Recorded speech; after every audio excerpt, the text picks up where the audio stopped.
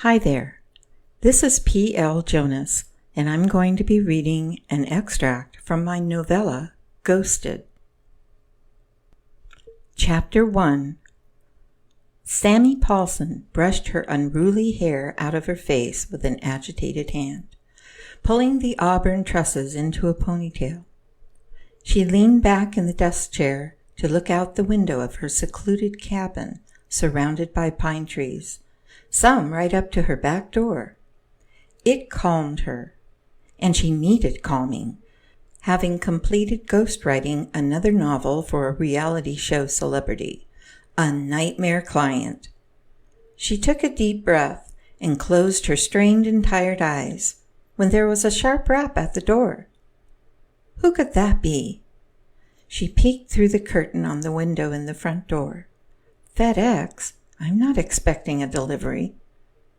He tapped his foot, waiting for a signature.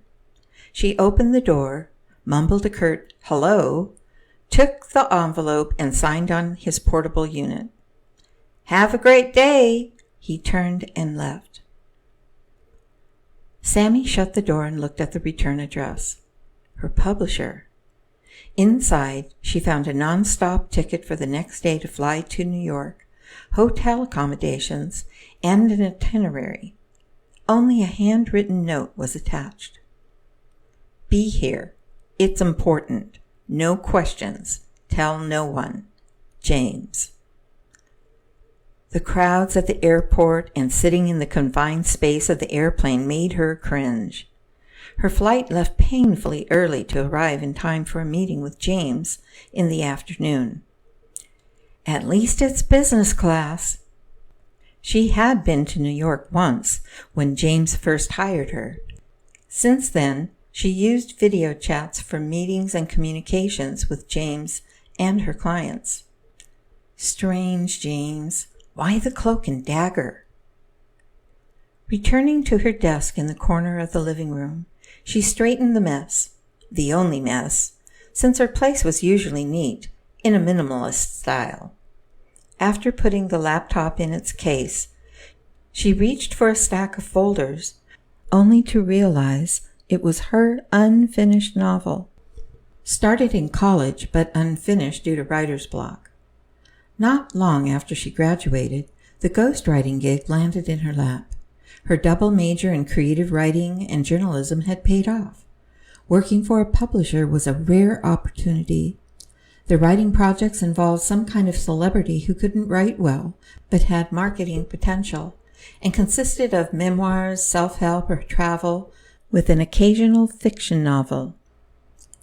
As much as Sammy wanted to be a published writer in her own right, she struggled with finding original ideas, and the publicity and public appearances prevented her from trying.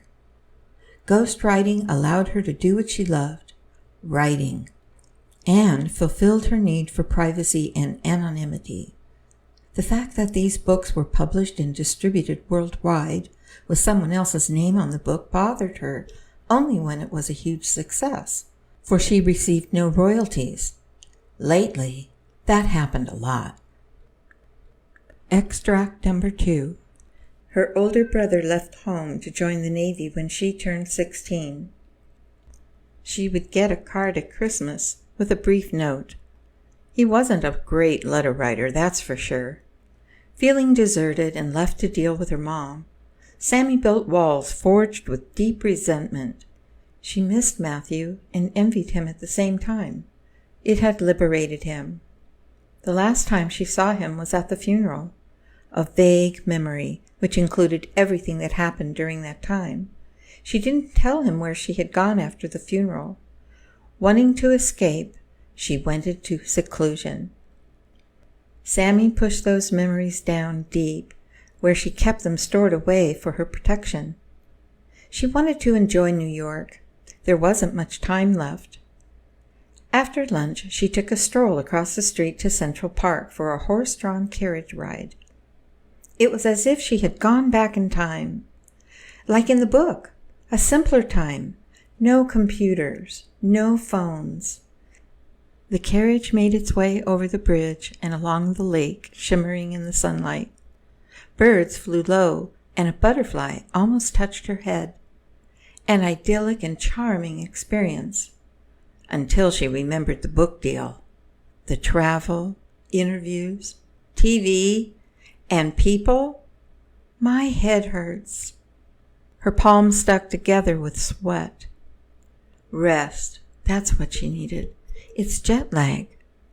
She ended the carriage ride early, hailed a cab, and returned to the hotel. After a long hot bubble bath in the luxurious Roman tub, she crawled into bed early. Sammy tossed and turned, struggling to sleep until it came over her. There was an unusual sensation of falling, until she landed. It was dark, with the mist rolling towards her. She walked through the mist and into a brightly lit room in an old-looking house, early 20th century style. There was a small wooden writing desk next to a curtained window, with a woman sitting at an old-fashioned manual typewriter. Extract number 3. Hello, Dr. Graves? I saw it was you on my caller ID. Thanks for returning my call. He could hear fingers drumming in the background. Hello, Sammy. Yes, it's been quite a while. I tried to reach you a few years back after you stopped coming to see me. Thank you for contacting me. Did you want to schedule an appointment? An appointment? Her voice sounded irked. That's not why I called you, no. I was just hoping you could answer some questions over the phone for me. Well, I have a few minutes between patients, but I would prefer you to come into the office. I'm in the same building in Portland. Do you live nearby? No, I don't live in Portland.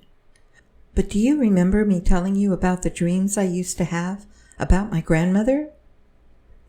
Sammy's avoidance to admit where she lived was not lost on him. Just a second. Let me check my notes. Dr. Graves flipped through his handwritten notes and glanced at the digital file up on his computer screen. Yes, I do recall you mentioning that a few times. Are you having more dreams of her? No, not of Granny, but someone else.